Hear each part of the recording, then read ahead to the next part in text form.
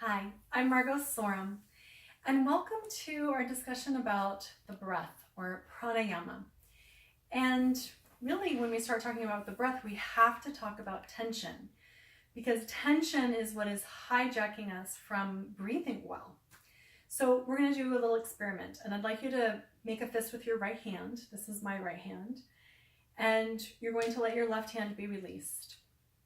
They both can rest on your thighs, that's fine. And we're going to talk about tension of muscles. So this right hand is representing a tight muscle, and this left hand is representing a released muscle. One definition of a muscle is how much work it can do, and this right hand can do no more work. If it can, tighten it a little bit more. So now it's stuck in its tight position, it can do no more work. Your left hand, however, can do a lot of work. It can get tight for us, it can release, and it can stretch.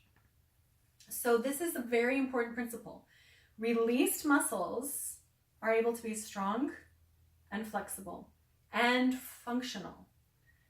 And we really want these functional muscles that can do whatever we want them to do. We want them to be able to engage, and we'll talk about that in a moment too. But right now this muscle is so tight it can't even engage. It can't contract, it can't stretch, it can't release. It is stuck being tight. And tight muscles are very problematic. Close your eyes and just start to get a sense of what's happening to this right hand. I'll mention that really each and every cell of your body requires oxygen to function at its best. And so notice that the flow of oxygen is being cut off to your right hand.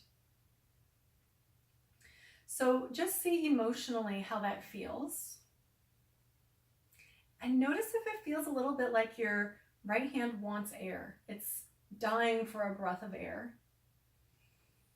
But it can't breathe right now, so it's anxious. There's a low-grade anxiety or a little panic. And whether or not you know it, we are riddled with tight muscles, and therefore we have low-grade anxiety all the time if we're slightly tight. And notice something else. Notice if that tension has crept from that right hand into that right bicep. Maybe you can notice just more tension on the right in general, and contrast that with what you're experiencing on the left. So if your eyes aren't closed, you can close them, and we'll just really perceive for a moment this tension traveling through the right side of the body, and contrast that with the left side of your body. And I really hope you get a sense that this isn't normal. Like, feeling this much tension isn't ideal. It isn't, our ideal state of being. Hopefully you feel like, yes, I want to inhabit that left side of my body. It feels tension-free and so much better. Keep holding onto your right hand though, and open your eyes. So what we're establishing is that tight muscles are in fact weak, deprived of oxygen, and not functioning at their best. So the goal of yoga is to release tight muscles so they become functional, strong and flexible and engaged. But the problem is our muscles are tight, guaranteed. And in fact, this tension in our body has hijacked our breathing. And just like this hand wants to take a breath, it can't fully take a breath right now because of how tight it is. All right, in a moment, we're going to release the tension. But I want us to have an awareness practice about this. And what most people do when I say relax your hand is they start moving their hand. But we're going to do this from a state of stillness. So we're going to look at the right hand, and you're going to relax and release that right hand, but watch the natural unfolding process. And you can see my hand is still a little bit more in a fist than it is released. So this is my relaxed hand, this is my not quite relaxed hand. And you might feel some throbbing, some achiness, some discomfort as blood flow rushes back in. So when we practice yoga, our students might complain a little bit, and it is going to feel uncomfortable sometimes because they're releasing muscle tension and it feels achy. In fact, close your hand back up again for a moment, make it the fist, and it almost feels a little better, or at least it feels more normal than before. So yoga is a hard process because not only are we tight, but we're used to that sensation of being tight. But go ahead and let it go. And then sometimes, in order to help those tight muscles, we're going to do particular things like the point and flex of the toes, or right now we're going to do a contract stretch of the hands. So you're going to make the hands into fists, and then you're going to flick and stretch as much as you can. So we have these flicking hands going on. You can take them to the sides, and really do be tight, and really do flick a stretch. It's going to burn. And pretty soon, I think you're going to feel like, oh, I can't really tighten as much as I'd want to anymore. So the principle is maximum contraction can sometimes help us really have the experience of maximum release. Ooh, we're going to fatigue this. And then rest and close your eyes again. And this is the experience of nutritious cardio, where, okay, I feel oxygen and blood flow moving through the arms, into the hands, into the fingers. And hopefully we're unwinding some of the damage we did by holding that right hand tight. And just even feel that maybe you're taking deeper breaths automatically. And that would be great. Okay, now we're going to talk about the breath. I have my handy dandy poster, and this is the diaphragm, and this is the psoas, iliopsoas, and these are intricately related muscles, and this hip flexor tends to be very tight. And when the hip flexor is very tight, that slouched posture happens, and then everything kind of collapses here and it overstretches in the back. So this is why I'm sitting up on a blanket and I'm wedged in the back to help me find my long and tall psoas position. This must happen for breathing to happen. So yes, your students are probably going to have to sit up on something so that the femur bones can go down from the hips so that we open up this breathing area really successfully. And then we need to start to work up on this primary breathing muscle, the diaphragm. And your diaphragm is such a cool muscle. It is a muscle that lines in 360 degrees.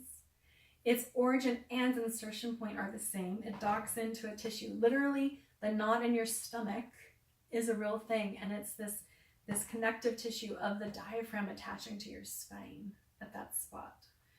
And it breathes like a jellyfish. So when you inhale, that goes down, and when you exhale, it comes up. So it moves like this. I sometimes call it the elevator, but it is this kind of movement like a jellyfish. And when you go down, the belly expands, and when you go in and up, the belly narrows and gets taller and tubularizes. So it goes a little bit like that. Now, at some times, we're going to inhibit and stabilize the belly a little bit. You'll hear me say, breathe into the chest, exhale, stabilize the belly. So when we stabilize the belly and it doesn't move as much, the diaphragm moves like this, laterally, and it'll feel like chest breathing. And this is called thoracic breathing. So this is diaphragmatic breathing, and we often call it belly breathing. And this is called thoracic breathing. And really, we want to combine these abodes of breaths. We want to be able to isolate these breaths and start to find the way to both relax with the belly breath, engage and tone and stabilize with thoracic breath. So we're going to go through a little breathing workshop where we kind of explore those abodes of breath. So we're going to start with this belly breath. And maybe it does help to have your hands on your belly. And when you inhale, allow the belly to expand, and I'll show mine off. It looks a little bit like you're pregnant. And as you exhale, just let it soften. Inhale, let it go out. And exhale, relax it. And if you've ever seen a baby or a young child, when they breathe at night, they are diaphragmatic breathers because they haven't actually developed their thoracic breath yet. Those muscles aren't online. So they always breathe with their bellies. So you can imagine this belly breathing is baby breathing.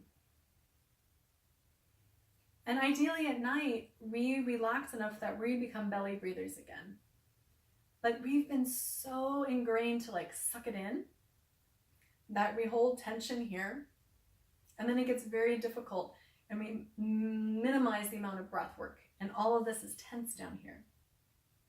So at first, this is very hard and difficult for students. And in fact, some people are reverse breathers where we want to get this belly breath back online. And it will actually strengthen the abdominals. So this is the most relaxing breath we have access to. And it also is where 60% of the breath capacity is. So really having your students lie on their backs and just practice breathing with their belly is super important. In between the postures, when we're relaxing, have them bring their awareness back to their belly and let it breathe. Part 2. Then we're going to exhale and allow the belly to draw in. And then we're just going to gently stabilize it, which means the ribs don't move, the belly doesn't move. And then when we inhale, we breathe into the chest. Maybe even put your hands at the sides of the ribs. Inhale. Exhale. So notice my chest isn't going up and forward. My ribs are staying down and the ribs move out. Another nice way to do this is put the fingertips on the iliac crest and the thumbs on the rib cage. And when you inhale, feel more space created here.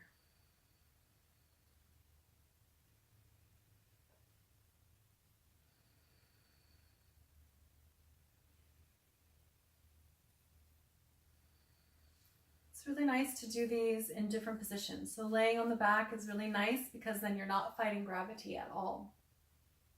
But for this workshop, we're going to stay seated.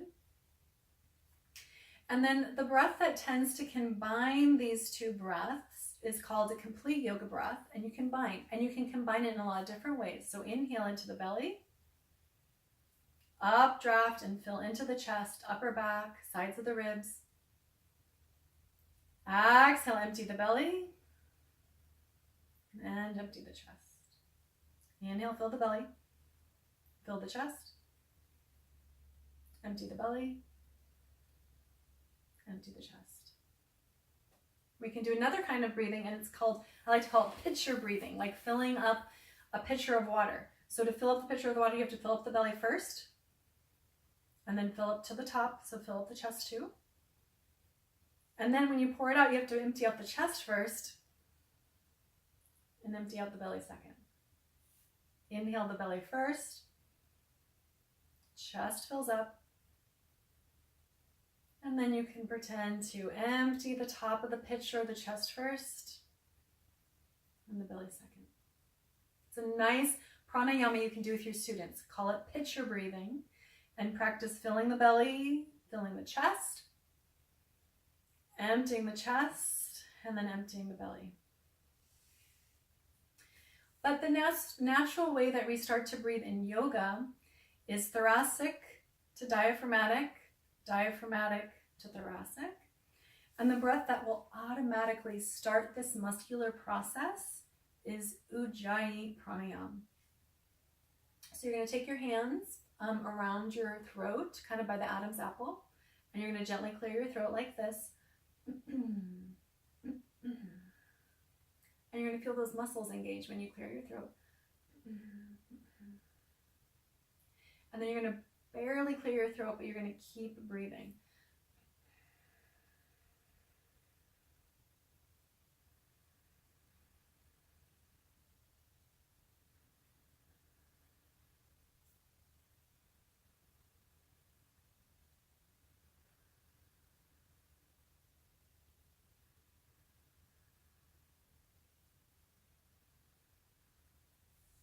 my favorite way to teach Ujjayi, which is an engaged breath. It draws the breath in through the Aida and Pingala nadis to help it pull along the Sushumna nadi. And it makes the breath very engaged, and it brings it in like the ocean's tides. In fact, you're asking your students to listen for an oceanic sound. That's the sound of their natural breath amplified. But a nice way to teach it in a relaxed but engaged way is through humming. So we inhale together, and then exhale, hum.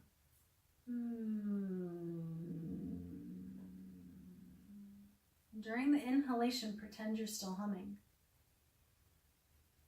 Actually hum.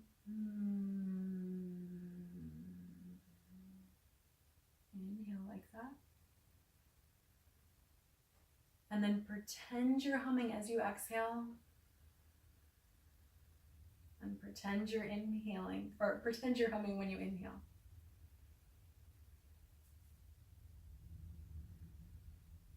And I'm going to come a little bit closer, scary in the frame, and I'll just do this really close to the microphone.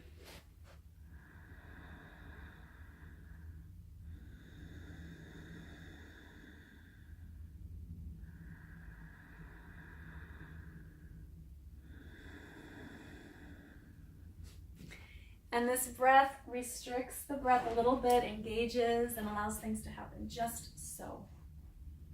It's very lovely pranayama. So I hope that you got a lot of information out of our little tutorial today. Again, this idea of tension, stretch, released, and I think I want to go over the engaged. And that's partly of what the Ujjayi was doing. It was engaging with your breath in this unified way. So you're going to bring your pointer fingers and thumbs together to make a mudra, this placement of the hands. And notice when I touch, I haven't flattened out the top. I'm really coming to the tips of the fingers so that every knuckle is a little bit bent. And even when I do the fingers, I'm not over straightening them and overstretching them, because that's also kind of tense.